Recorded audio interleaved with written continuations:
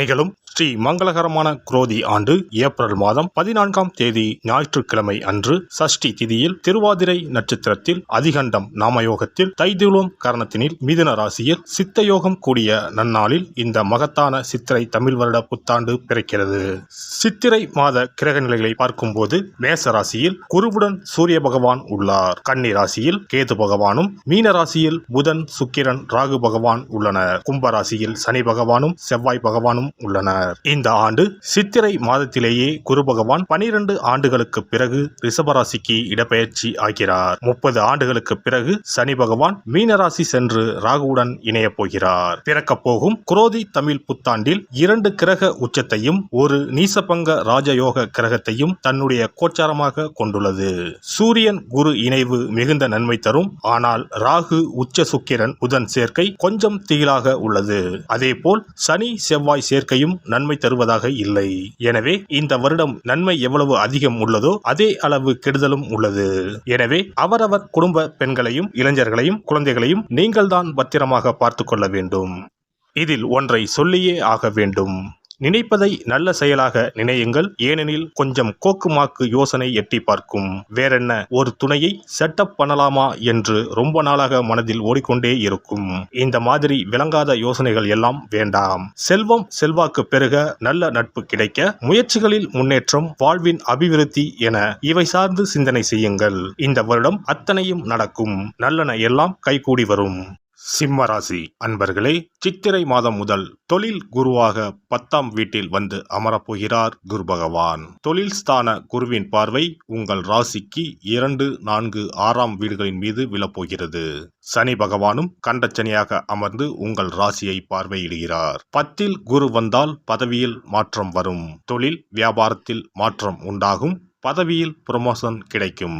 சொத்து, வண்டி, வாகனம் வாங்கலாம். உத்தியோக உயர்வை தரும். குருவின் பார்வை உங்கள் ராசிக்கு 2, 4, 6ஆம் வீடுகளின் மீது விழுகிறது. உங்கள் குடும்பம் குதூகலமாகும். பிரச்சனைகள் நிவர்த்தியாகும். பணப்பிரச்சனை நீங்கும். புதிய பதவிகள் தேடி வரும். படித்து முடித்துவிட்டு வேலைக்காக காத்திருப்பவர்களுக்கு நல்ல வேலை கிடைக்கும். புதிய பொறுப்புகள் வரும்.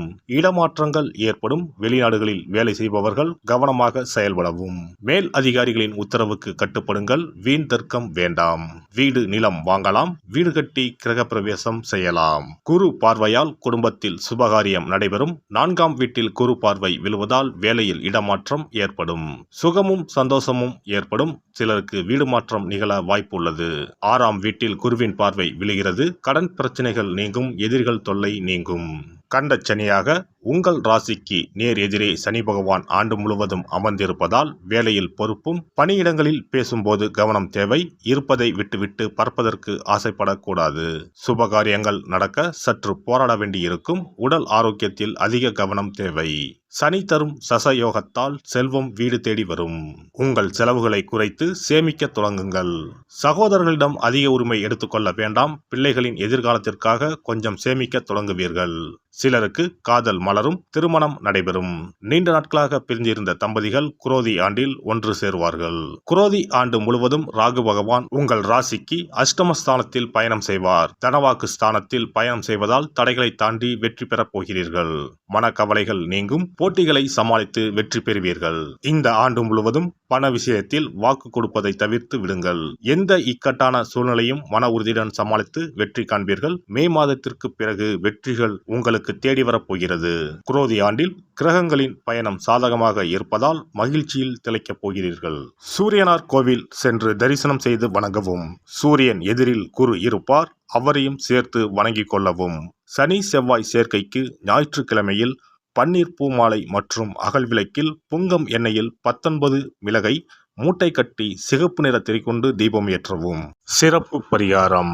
செவ்வாய் தோஷம் நீங்க செய்ய வேண்டிய பரிகாரங்கள் என்னென்ன, வழிபட வேண்டிய தெய்வம் யார் என்பதனை பற்றி காண்போம். நவ கிரகங்களில் சூரியனுக்கு அடுத்தபடியாக செயல் ஆற்றல் உள்ள கிரகம் செவ்வாய். ஆளுமை திறன், ஆற்றல், வீரம், அதிகாரம் செய்தல், வளைந்து கொடுக்காத தன்மை, தர்மம், நீதி, நேர்மை, நியாயம் போன்ற அம்சங்கள் கொண்ட கிரகம் செவ்வாய். செவ்வாய் பலமாக இருந்து நல்ல ஆதிபத்தியம் பெற்று அவரது தசை நடக்குமானால் சகோதர சகோதரிகள் மூலம் பெரும் அனுகூலம் ஏற்படும். பெரிய பதவிகளில் உள்ளவர்கள் தொழில் அதிபர்களின் தொடர்பு கிடைத்து அதன் மூலம் முன்னேற்றம் உண்டாகும். பலமற்ற ஆதிபத்தியம் பெற்று தசை நடக்குமானால் கீழே விழுவதும் அடிபடவும் நேரிடும். வாகன விபத்துக்களை சந்திக்க நேரிடும். இரத்த காயங்கள், வெட்டுக்காயங்கள், இரத்த சம்பந்தமான நோய், சித்தப்பிரமை, தலையில் அடிபடுதல் போன்றவற்றை ஏற்படுத்துவார் செவ்வாய் பகவான். வீண் வழக்குகள், சண்டை சச்சரவுகள், மறைமுக நேர்முக எதிரிகள், பொருள் களவு போகுதல், செய்தொழில் வியாபாரத்தில் திடீரென்று பெருத்த நஷ்டம், அரசாங்க கெடுபிடி, பதவி இறக்கம், மறைந்து வாழும் சூழ்நிலை என்று பலவகை இன்னல்களை உருவாக்குவார். செவ்வாய் முதலான தோஷங்கள் அனைத்தும் நீங்க அவரின் அருளை முழுவதும் பெற செவ்வாய்க்குரிய அதிதேவதையான முருகனை வழிபடுவதும், கோதுமை ரொட்டி, வெள்ளை எள் கலந்த இனிப்பு பலகாரங்கள், துவரை போன்றவற்றை ஏழைகளுக்கு தானம் கொடுப்பதும் நல்லது. செவ்வாய் கிழமைகளில் விரதம் இருந்து செவ்வாய் பகவானுக்கு விளக்கேற்றுவது, சஷ்டி விரதம், கிருத்திகை விரதம் மேற்கொள்வது, தினமும் கந்த சஷ்டி கவசம் படிப்பது நல்லது. மேலும் செவ்வாய்க்குரிய கல்லான பவளக்கல்லை மோதிரத்தில் பதித்து அணிவது, சிவப்பு நிற ஆடையை அணிந்து கொள்வது, செப்பு பாத்திரங்களை உபயோகிப்பது போன்றவற்றால் செவ்வாயால் உண்டாகக்கூடிய தோஷங்கள் குறையும். செவ்வாய் பகவானுக்கு செய்யும் பரிகாரங்கள் அனைத்தும் முருகனுக்கு உகந்தது என்பதால் முருகனின் திருவருளும் கிட்டும். திருமண வாழ்க்கையில் செவ்வாய் பகவானுக்கு முக்கிய பங்கு உண்டு. திருமணத்துக்கு வரன் பார்க்கும்போது பிள்ளைக்கோ அல்லது பெண்ணுக்கோ செவ்வாய் தோஷம் இருக்கிறதா என்றுதான் முதலில் கேட்பார்கள்.